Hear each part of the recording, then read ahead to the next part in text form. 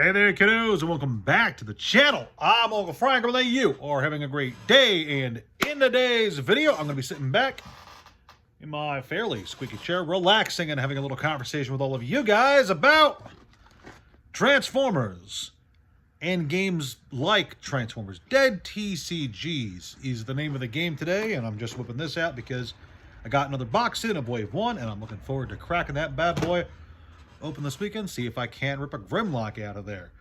I hope so.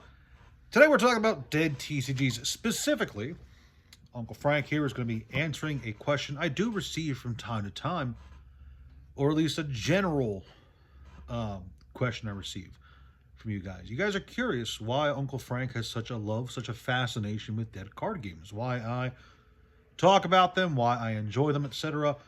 So in today's video, I'm going to go over three kind of reasons, or at least three things that appeal to me about dead card games. Three things I like quite a lot about them. So these aren't really in order from, best to worst or whatever like that. They aren't the end-all, be-all reasons to play dead card games, because as you guys know, there can be millions of reasons to want to pick up something and try something out, and these are just things that compel me about the hobby in general, rather than about any one specific game. That's right, before we get into these, I want to clarify that this is about dead card games as a whole, rather than specifically the Mega Man TCG, or the Middle-earth TCG, or, I don't know, Hecatomb, or anything like that.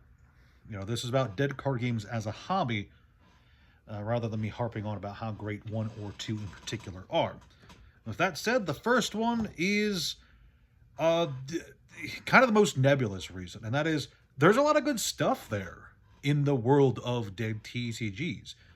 Over the last 30 years since Magic the Gathering first released, dozens of card games have come and gone, and some of them are genuinely really good, with solid core gameplay rules, excellent mechanics, and a really nice back and forth player versus player interaction. I talk about the Mega Man TCG on the channel. I mention it quite a lot. It doesn't have a lot of its own videos. I should probably fix that because I do like that game a lot.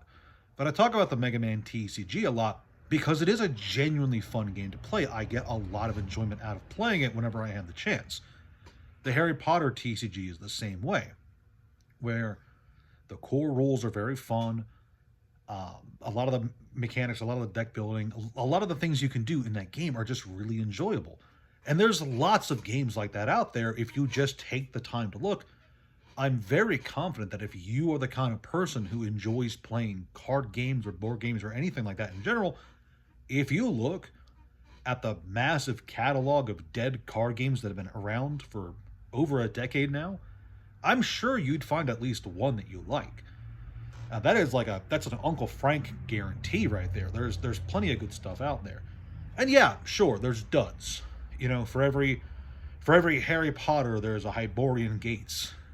For every Mega Man, there's a Dragon Booster. There are definitely dog water bad card games out there, but there's a lot of good mixed in with the bad. I say it all the time. You can't just approach the hobby as a whole and look at its worst examples. There's a lot of loud cars zipping out right now.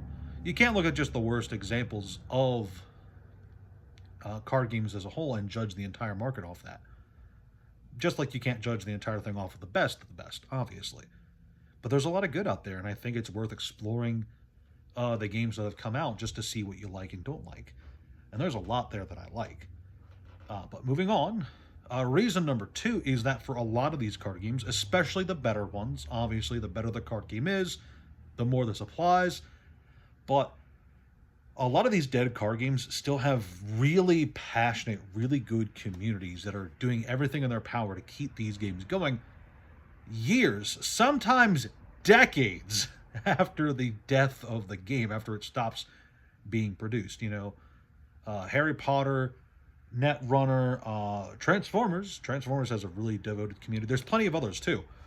There's all kinds of card games out there that have these really tight-knit, strong fan groups that are, organizing tournaments, getting together and playing regularly, just enjoying the vibe of the game itself.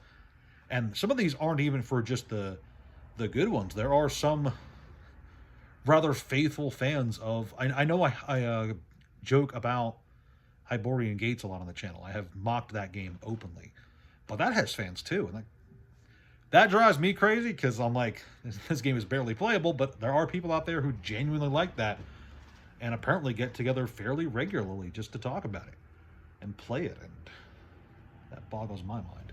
But yeah, a lot of these games have extremely passionate communities, and with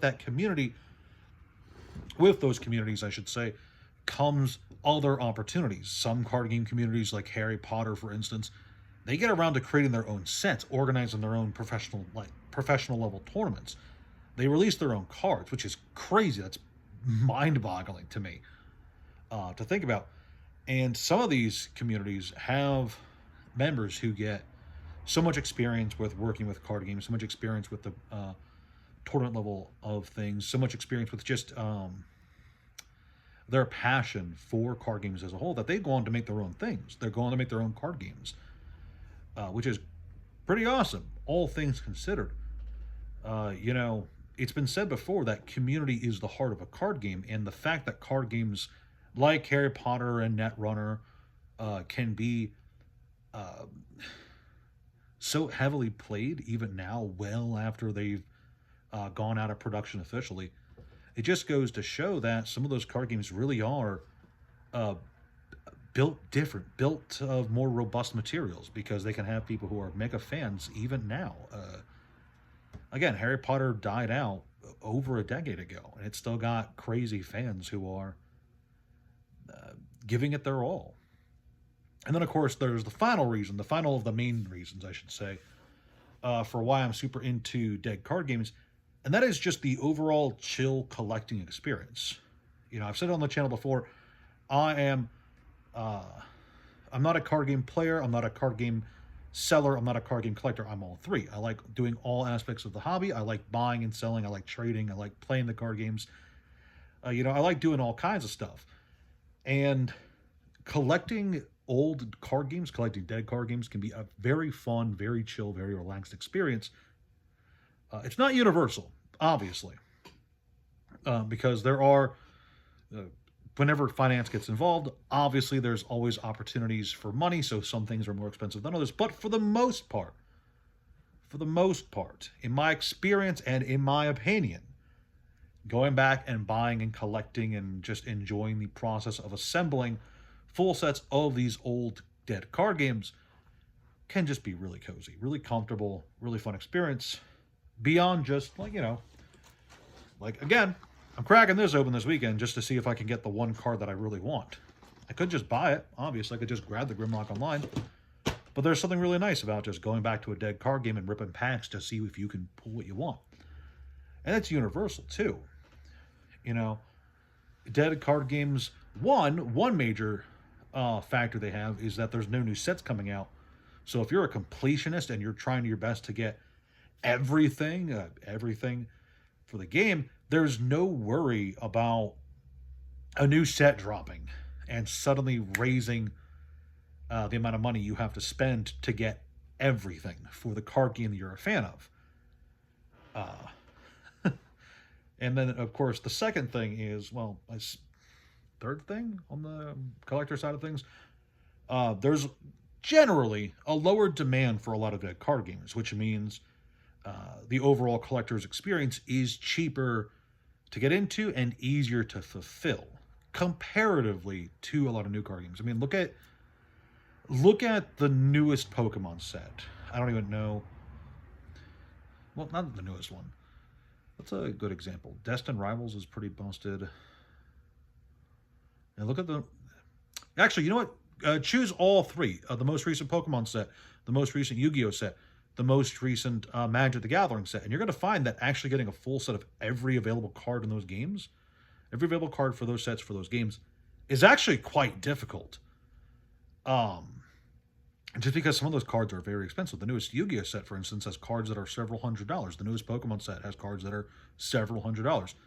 The newest Magic set has hundreds of cards in the set. It's nuts. If you account for all the variants, of course.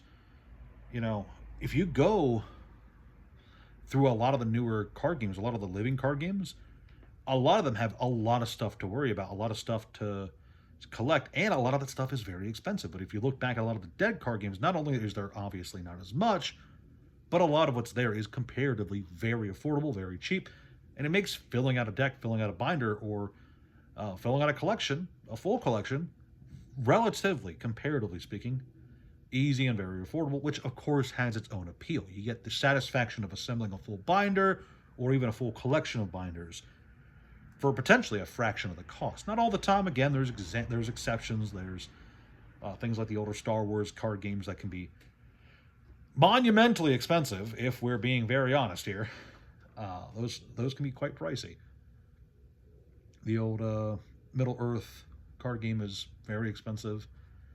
And then there's the Star Trek. I haven't looked at any of the prices for the Star Trek card game recently.